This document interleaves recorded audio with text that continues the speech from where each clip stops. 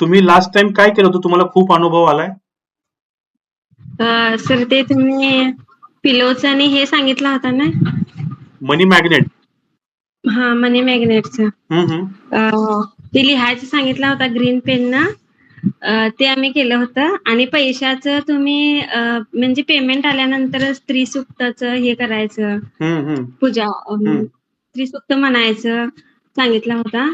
आणि ते केल्यानंतर सर चांगलं झालं. म्हणजे तेव्हापासून पैसे आमच्याकडे कमी नाहीत, भरपूर आहेत. टचवूड.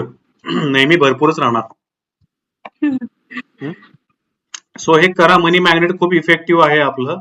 मनी मॅग्नेट सुद्धा तितकंच मनापासून करा आणि तुम्हाला स्वतःला रिझल्ट दिसतील.